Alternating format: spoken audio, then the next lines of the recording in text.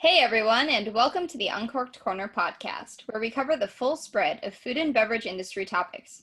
My name is Bianca, PR and marketing professional by day, and food and wine connoisseur by night. And my name is Nick, an accountant with a passion for barbecue, beer, and whiskey. Today we welcome Brady Frost to the podcast. Brady is a co-founder at Yes Brewing in Westbrook, Maine. In today's episode, Brady explains how Yes Brewing discovered its niche in sour beers, what makes sour beer special, and how the brewery's commitment to supporting local artists ties into the design of the taproom and can art. All right, everybody, let's get into the podcast.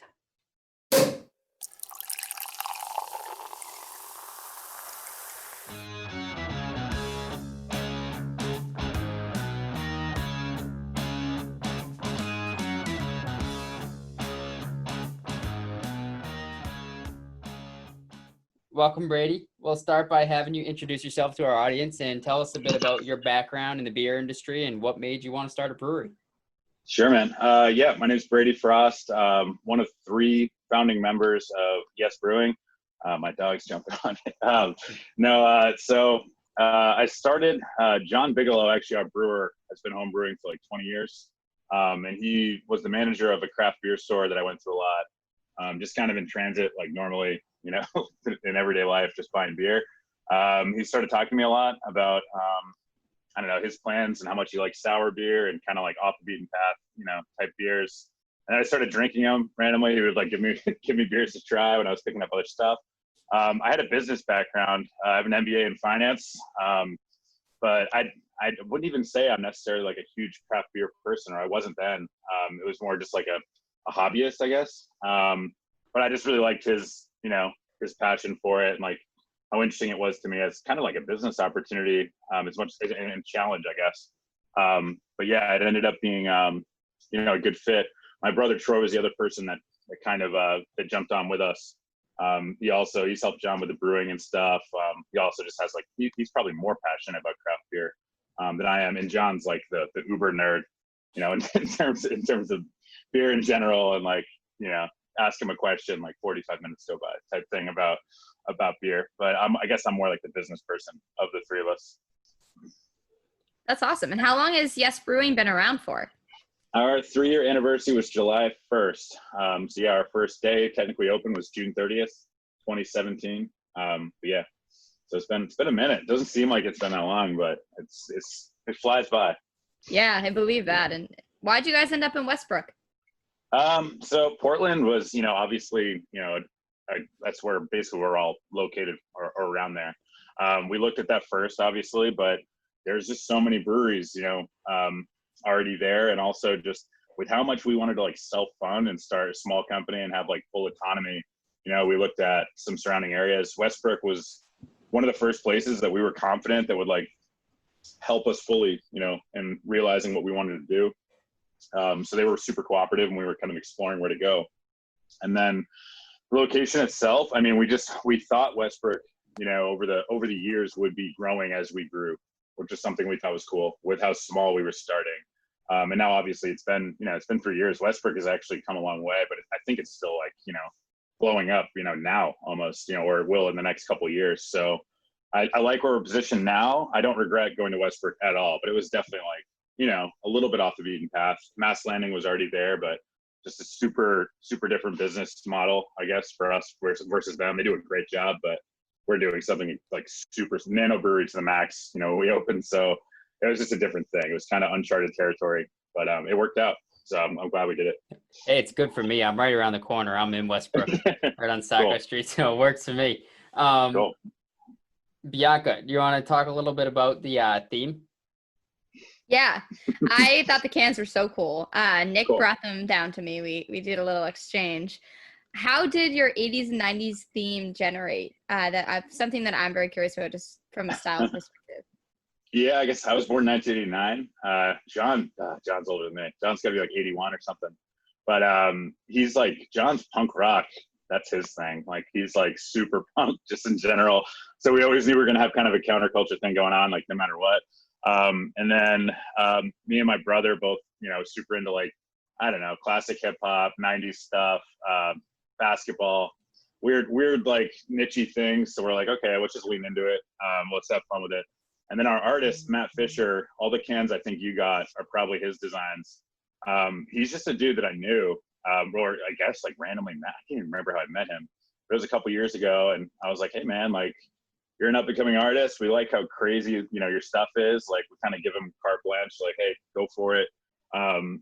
You know, and he does a great job. So there's like certain, like me and him talk mostly about it. We're like, okay, let's think about doing X, Y, or Z, you know, with the next stuff, but it's mostly him. Like he just comes up with some crazy stuff for us. You know, our color schemes and everything in there as well. Like our whole brewery is like collectively painted. You know, there was like, I don't know how many people total now that have contributed to it, but a lot. Just was like, hey, here's some beer and some paint type vibes. Not really like this has to be here, this has to be there. I kind of wanted to make it more fun. So it kind of just organically happened, but I think all of it just kind of, it made sense. It kind of formed on its own. Yeah, it's cool. And we didn't really get inside much now that everything's going on, a lot of outdoor things, but just looking inside, seeing the pictures online, that whole graffiti theme and everything you have all over the wall is really cool. Yeah, just a bunch of collective art space, I guess, kind of. We like artists in general. We like to work with them. So however we can showcase them, that's a bonus for us. I think that makes our brand cooler. So, and there's plenty of that up here in the Portland area. There's tons of artists for sure. And basically, you know, like that whole, I don't think you got to walk through the other side of our space, not even the tasting room, but there's like an adjoined room. It's just like, we basically just operate at like freelance art gallery. Basically people drop off stuff. They're responsible to, you know, pick it up or put it up or whatever. But, you know, we like to showcase whoever's interested. We're not super picky either. I'm just like, you know what, as long as it's not like extremely inappropriate. Like, I mean, I don't, as long as it's like remotely appropriate, I'm in.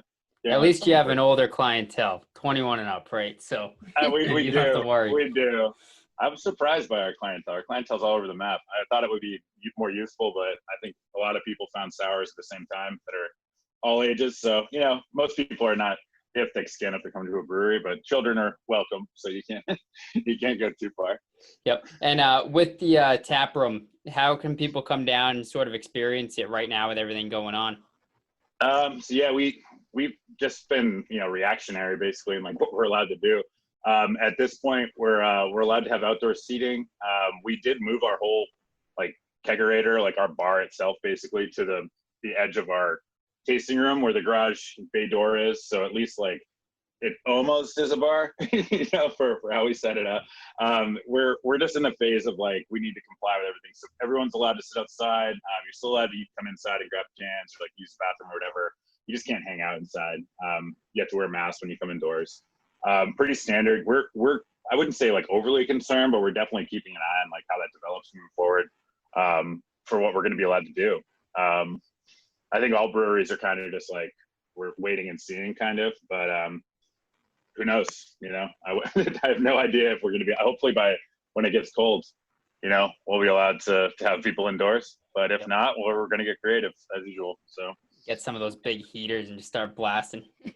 Yeah, but then basically that's just a room. If you just like put up walls and just have everyone inside that, I'm like, all right, what's different? So I don't know. We'll see what happens.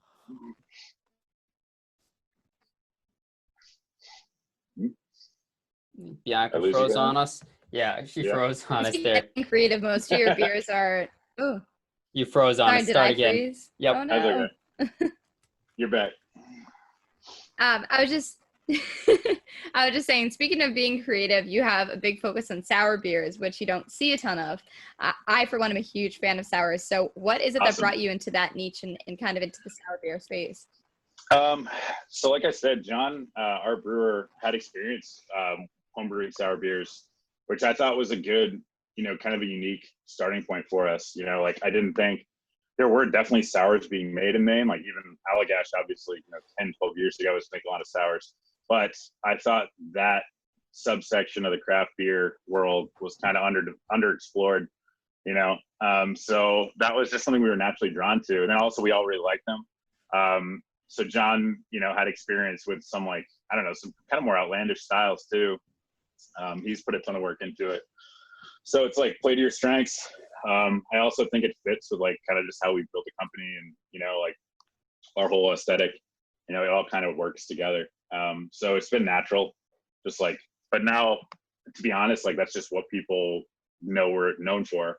So I'm like, and I've always just kind of wanted to lean into that, you know, as opposed to there's just so much similar beer, you know, that's all really good being made. You know, like New England IPAs are everywhere.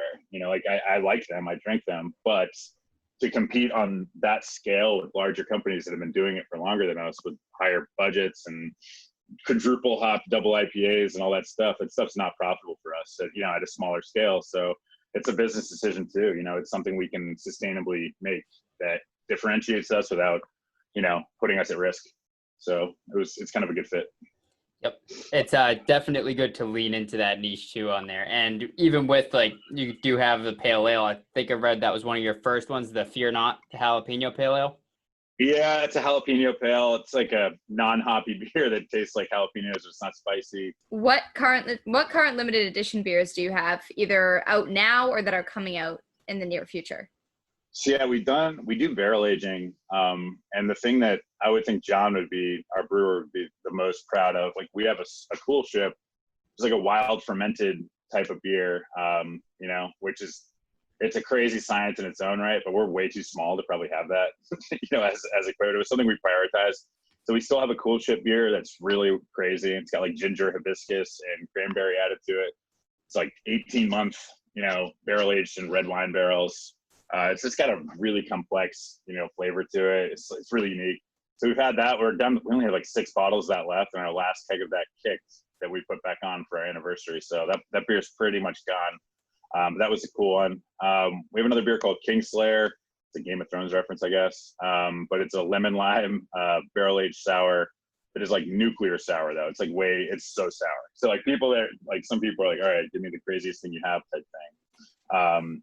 That's the one. But it's not as approachable as like, you know, the parfait beers that we do or the other lighter sours. But we'll do a barrel release at least twice a year, maybe more. Depending, but we always have a barrel program kind of rotating through. Can't rush it. We don't know when they're going to finish. So I can't be like, yeah, we got one in 6 months, but you know, we don't know. It depends when it tastes right. So what is it that makes a sour beer sour? So with us, we're using lactobacillus, which is like a yogurt strain. There's other ways to do it.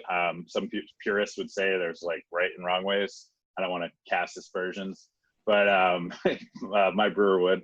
But yeah, lactobacillus, it's like you basically have to build your own souring program with this type of bacteria, beneficial bacteria. But so yeah, technically it's a different category of beer. You know, you introduce it, it sours the beer, and then at the end, we kind of have a base recipe, especially with these parfait beers. At the end, we'll add adjuncts to them. Lactose being one of those, obviously, which kind of just mellows it out. It doesn't ferment into alcohol, so it's just like a sugary, kind of sweeter flavor as opposed to like a super sour flavor. Adds a little bit of mellowness, and then whatever fruit profile or flavor profile we want to add to it, that's just up for grabs. So we can do whatever we want at the end, which is fun. You know, we get a ton of suggestions from people. Some of them I'm like, I don't think that would work, but for the most part, you know, we're open-minded. We've done like, I don't know, 20 sour beers probably by now, which is a lot, but I think we're kind of dialing in on those. So it's been fun. And of everything you have, what are some of the best sellers?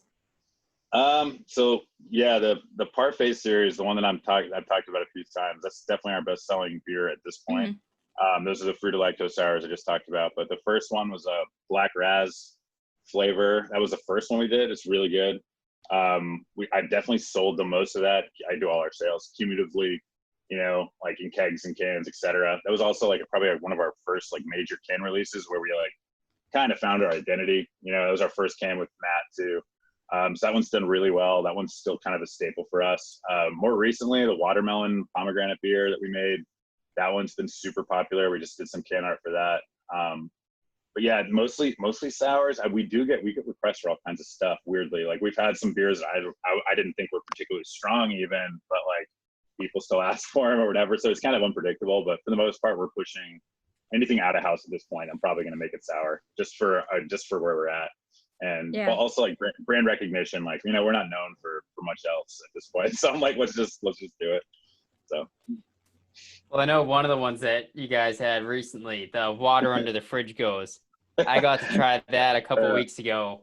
Me and pretty my different. friends always in the hockey community, big Trailer Park Boys fans. Oh, yeah. So That we'd makes like to sense. hear about that and how you led to that. Yeah, so I've seen the show. I've seen the whole show like randomly. I wouldn't say I'm a huge fan. I'm a fan. I'm not like a hyper fan. My brother watches that show like all the time, you know, and like, I guess that's like whatever his comfort food. And then John, our brewer, he doesn't watch much modern stuff. So if he gets a reference that's like kind of surprising, he watches like really obscure stuff, and I have no idea what he's talking about. So when he watches a show, and my brother also watches the show, I'm like, all right, well, we got to do something with this. They both like it a lot. So it's just one of the. I doubt there's something that all three of us watch every like actively. We're all super different, so 2 out of 3 is good. But yeah, the can design was super easy. Obviously, that's like the pattern on like Ricky's shirt or whatever. Yep. And that's a ridiculous saying he says on the show, so that worked. And then yeah, a friend of mine actually, Deagle, shout out. But yeah, he wanted to help us just with formatting a bunch of digital work. So that was a super quick one. We got that can together in like 20 minutes. It was cool, but he did a great job. Yeah, that water in the fridge, those have become known as Ricky-isms all Yeah, over the place, yeah. but there's all kinds of those that are fun, and maybe you can spring off sort of a small series of those, and I'm sure they'd do well. You'd love. I'm sure Troy and John would be super down. Yeah, no, we'll see. We'll see how that one goes first. No pun intended. But yeah, Next we'll see one out, Rocket Appliances. Goes, there you go. Give me some new ideas. All right, cool. No, we'll see. It's all we have to be kind of reactionary. I have no idea like how some of this stuff is gonna go. Like half the time, like, oh, this is great. Like people will dig this, and then it'll be like, I have no idea what you're talking about. Like references are not as simple as I would have expected with like beer names and stuff. You would assume people would know what you're talking about way more than they do. Like it's like just in general, I'm just shocked. Like people have no concept of like references. So I'm like, all right, you have to make things very obvious if you want to get the point across. So I'm sure there's some Trailer Park Boys super fans that are stoked, but there's like at least 75% of people are gonna be like, what is this about? Yeah. which is funny to me, but whatever. So with the barrel aging, I noticed you guys have a couple barrel aged beers. I don't know if you guys covered that at all when I dropped off. Did. You Yeah, did? I talked about it a little bit. Yeah, we got some more coming down, but yeah, we had the 2 that were there when you were there, the Kingslayer and the Cool Ship. Yeah, those have been awesome, but we'll have more. As I explained before, it's just like it's kind of one of those things where we don't know when those will finish because it's something you have to just kind of wait and see and like test every month or whatever, every 2 weeks. But yeah, John's got a pretty good palate for that stuff, so I usually trust him. Sometimes I step in, I'm like, I don't know what you're doing, but for the most part, it's pretty easy. So compared to one of your normal sours, how does that barrel aging really affect the flavor and give it a different profile? So it depends on what type of barrel. So we've used we shout out to Allagash. They gave us some I don't know, I think we bought them, but they're like super cheap whiskey barrels, the Allagash Curio barrels that they formerly used. So I don't know, like barrels, as long as they're full or they're kept full, they don't dry out, can be used pretty much forever. So we used whiskey barrels for a bunch of our first ones, and they were really good. So, and I also I love bourbon and whiskey, so I'm like, okay, I'm in. We got a bunch of red wine barrels as well. That works really well with sours, so we've used those as well. And both just have like a different kind of character to like the aging of the beer. You can just taste like I guess like, trying to think of the right word, but it's just like a stronger flavor. In general, you can get some higher ABVs as well, which is good for us at times. Like we try to be in like a sweet spot for ABV, especially with like, more crushable, like lighter sours, like between 4% and 6% probably. But there's like imperial sours too. We haven't even really dipped into that yet, like 8 to 11%. One of the easier ways to get there would be barrel aging for sure, without compromising the flavor, without making it too boozy, basically. Like you don't want to taste like, I never want it to taste like hard alcohol. Like what's the point? So it's more like you want it to taste like, be surprised at how high the ABV is versus like, I can tell, this is super boozy. So yeah, I mean, barrel aging helps with all that for sure. It also just like, it's just a different variable to play with. When beer gets too consistent, that's not necessarily good if you're doing all crazy stuff. So for us, it's just kind of a wild card. And of the flavors that we got some really cool ones. My favorite was the key lime. I loved it. Cool. So flavorful. I think compared to the watermelon that I had, which was a little bit more on the subtle side, but both were very refreshing. So much flavor packed in them. Can we kind of like talk about the different ones that we got? I know Nick and I split them up. So Nick had, again, Nick, you can let me know which ones that you had, but I had I had the Parfait Black Razz and the Parfait Peach Mango. Nice. Yeah, no, good. Yeah, so if you want to just tell us a bit about those, the different ones, we can start with the key lime and the watermelon that I had, and then we'll jump back into Nick's. Oh, okay. Yeah, so is that me? Yeah, the key lime, it's kind of like we wanted a margarita vibe for a beer that was sour. So, I mean, I don't drink that much tequila. My brother loves tequila, but I do drink some margaritas, etc. But for like a summer vibe, that's a really good flavor profile. So that's kind of salty, like, you know, still like alcoholic, but really refreshing vibe was what we were going for. And we thought we could do it with the, you know, with the fruited lactose thing. Lime is just super strong flavor. So that's the only challenge. When you add something like that to a beer, it's a sliding scale. Like it's good. And it's like, okay, maybe this is too subtle. Then it's like getting close. And all of a sudden it's just way too much. So like, it's like really not that big of a difference to have something be way, way, way too limey versus, you know, like right on the money. So that dialing in is hard. But John's done a really good job with that, just in general, with, you know, kind of subtly introducing those ingredients and being patient with it. What was the second one you had? The watermelon. The watermelon. Yep. That's our most recent one. It's a watermelon pomegranate beer.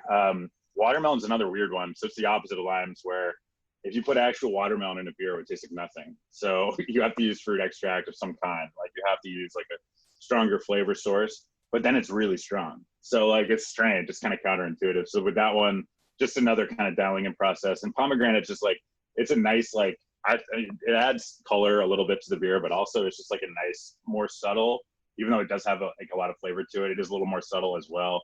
So that beer in general, like, I think is meant to be less sour probably than the key lime beer, which anything lime and sour should be pretty sour. So the key lime, I thought that's probably one of our more sour parfait beers overall. Yeah. But and I noticed the same thing with the Black Razz and the Peach Mango, where the Black Razz was definitely more on the sour end, and really kind of you were hit with that Black Razz and that sourness, where the Peach Mango was more of a subtle kind of sip. Yep. Definitely, that's kind of the way I mean, if you think about I mean, it's weird. It's almost like thinking about like whatever fruit drinks or whatever you've tried of these combinations before, but like one is going to be, you know, more flavorful, one's going to be more subtle. So we're still experimenting with all that too. Sometimes like it's not as predictable as you think. So batch to batch, we've done a good job. Like I haven't had any variants, like, or I haven't seen any variants really with something like Black Razz or any of these really. Once we found how to do it, we can replicate them. But you know, if you shoot for like, oh, this beer is going to be super sour, there are times when it's just like, this isn't as sour as I thought it would be. Or like 3 months later, it's way more sour. You know, it's just kind of, it's a little bit patchwork. Black Razz, like probably, like I said before, it's probably our best seller just in general. I think people understand it the easiest. It's probably like, it's like a flavor everyone's had before. Also, it's just like, it's meant to be like repeat drinkability for sure. The Peach Mango one's newer. That can is probably my favorite. But that beer is, I like it. I think it's like in the middle of the pack, or a little, maybe like upper middle of the pack for those sours we've done. But I think I agree with you. It's a little bit more subtle, which is really good for new sour drinkers. So if someone's like coming to the tasting room, they're like, hey, we just want to try this for the first time. It's not the best just to give them like something nuclear. It's just going to like totally turn them off. Like you have to be like, okay, like start with this one and then we'll work up to wherever we get. Yeah, and on that can too, that Peach Mango had a really cool retro 80s vibe. That's a Miami Vice reference, but yeah, I've never watched that show. I mean, I know about the show. I know I've probably seen it on YouTube or something, but like before my time. But John was alive for that, so more of an homage to his childhood, I guess. But yeah, I was -7 years old when that started. So. Yeah, I picked up on that one. When we put this up, Bianca and I got to get into tasting some of the beers before this and record it, and I picked up on that reference to Miami Vice in it. Is there anything else that you wanted to share that we haven't been able to get to yet? We'll have a bunch more stuff coming out. We tried really hard we actually debuted 2 beers as we went through coronavirus towards the end of it, or at least for our full shutdown where we were doing only curbside. So it's going to be cool. First and foremost, I just say thanks to anyone that supported our company during this, because it's been awesome. So we've been pleasantly surprised, completely, during this whole thing. Even when we were just I was just hanging out with my dog, waiting for pickup orders, we were busy, and I was like, that's crazy. I just would have assumed people would have not gone out of their way to do anything like that. So that was super cool. And then once we reopened the tasting room, we've been busy. People have been really respectful. No one's given us any, grief whatsoever about safety precautions or anything. Everyone's been awesome. So I would just say that's been really cool, just as a humanist thing for me, being okay, people are cool. That's great. But also we do have a lot more stuff coming down the pike. We usually when we're full systems go, we'll be debuting a beer at least once every 3 weeks, pretty much forever. But we're probably, I'd say one a month probably this whole fall at least, wouldn't be a stretch for us. So just keep an eye on our social media and stuff. I would post a full release schedule if I knew, but we come up with stuff last minute sometimes. So yep. I try not to be hey, we're doing this in 6 months. That's not true. So. And being a nano brewery, kind of as you describe yourself, is everything just available sort of at your tap room, or do you distribute it all to any local stores? We do. We distribute too. It depends on how long stuff's been out. We'll distribute the Black Razz mostly for cans, but we've done the Peach Mango too. The watermelon beer is probably going to distribute as well. Friendly Discount Beverage, there's 2 locations. The primary one that we use the most is in Portland. That's where John used to work, actually, when I met him. So we sell them beer all the time. We do have a bunch of restaurants. We still sell kegs too for pours. We're trying to give them some space just to figure out what they're doing, but a bunch of them have already come back. Hopefully all of them come back, knock on wood. But, Great Lost Bear has been there since the beginning. They're an awesome, company, and a bunch of others like that have just been kind of consistent for us forever. But yeah, there's a bunch of other, kind of smaller accounts that we have too that we service. We were probably at about 30 restaurants and, 5 or 6 can vendors before the shutdown. Now I'd say we're going to be aiming for 20 restaurants and probably bigger canning accounts. We've really positioned ourselves to can way more beer than before. So just because that's the best way to make sure our product gets out there versus before there, we can't account for any, we can't plan for tasting room sales like we could have, in the past. I think that's basically what everyone's had to do. But yeah, man. And where can everyone find you online and on social media? We're at Yes Brewing and everything. So yeah, Facebook, Instagram. We have an Untapped page. People use that. We don't manage it. So some of the stuff on there is incorrect sometimes. I just let the people run that one, unfortunately. I should probably do that. I don't know. Everyone's hey, but yeah, Instagram's probably the best, but Facebook we still use too, on those 2. Yeah, that's about it. I definitely keep up on Untapped just so I can get in there, see what other people are saying, and then it's look fun. At what I've had before. When you're into craft beer, you try so many that you need to really just got to stay down. Oh, have I tried this one? What was this one like? It's a good service I don't allow my brewer to be on, just because I'm dude, don't get mad at someone giving you a 3.5 out of 5 and being I love this beer. Because that's what it always says. It's 3.5 out of 5. I love this beer. I'm how do you love it if you only gave it a 3.5? Exactly. This is my favorite beer ever. 4.1. Yeah, I'm okay. This is a tough crowd. It's kind of Yelp. I'm all right, dude. No one go down the rabbit hole here. I'll manage this, kind of. Other than that, we're just whatever. We'll look at it once in a while. Yeah. Well, we had an awesome time talking to you tonight. We're so glad you took the time to come on, and we're looking forward to trying whatever you have coming down the pipeline. Cheers. Yeah, you guys are always welcome. Swing through whenever. Really appreciate it. Thanks for taking the time, guys. Bye. Cheers. Thank you. Yes Brewing was nice enough to send us over some beer that we got to try. I have over here the Lime Parfait and the Watermelon Parfait. And I know Nick has a couple of his own, but they are, let me just say, very good. Yep. Over here, I have the Parfait Black Razz and the Parfait Peach Mango. All these beers that we're trying tonight are 5.1 ABV. They're all fruited lactose sours. The sour beers is what Yes Brewing specializes in.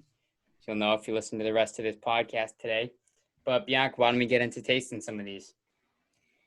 Yeah, well, I'll start off with my favorite. I've tried both, but the Key Lime Parfait is absolutely so good. It has a great sour flavor. And Nick knows this, I love sour beers. So anything, the more pucker, the better when it comes to beer. And this key lime parfait does not disappoint. Yep. I mean, if you're into a puckery beer, I'll just get right into it with the Black Razz Parfait. This one is about as sour as a sour beer can come. It's delicious. It's got a dark pink color to it. So it's a nice, fun beer to drink. It smells great and tastes even better. And if you're someone who doesn't love a sour beer, I will also say this watermelon Pom Parfait is very nice. It's like a softer, kind of rounder flavor. Doesn't have nearly as much of that pucker on the tongue, but it's a very refreshing, great summer drink. Yep. And on the same note, the peach mango one is more on the mellow side as well. The flavor is really reminiscent of an old peach Snapple or something you used to drink when you were a kid. It's delicious. Nice, easy drinking beer, something that you could have all the time. I also love that their cans are very loud on their own. So outside of the bold flavors and great fruit aspects to all of their beers, the cans are very fun. They have kind of like a graffiti type paint splatter on them. They handwrite in the labels, so I think that's pretty cool. It's a very personal feeling can, and I love that it's local. So Nick and I both, we love our local brews. Yeah, a lot of this stuff is 80s and 90s themed. Is their tasting room as well, graffiti everywhere. It looks awesome. The Black Razz Parfait can is very reminiscent of like an old 90s cartoon, and the Parfait peach mango that I have right here looks straight out of Scarface or something, Miami Vice from the 80s. I'm pretty jealous that Nick has the black raspberry, because I will say black raspberry is one of my favorite flavor combinations when it comes to ice cream, beverages, all you can think of. So I'm obviously going to have to go back up to Yes Brewing to get some of that for myself. You are missing out for sure, but I'm sure I'm missing out too with the key lime and the watermelon over there. But if you're looking for a good, tasty beer, something different than, the typical IPAs and lagers that you're used to drinking, these sours from Yes Brewing really hit the spot. Absolutely. Be sure to follow us on social at Uncorked Corner and on the blog at uncorkedcorner.com for a taste of more food and beverage content. And if you enjoyed the show, don't forget to leave a comment, subscribe, rate, and review on whatever podcast platform you prefer. Thanks for listening.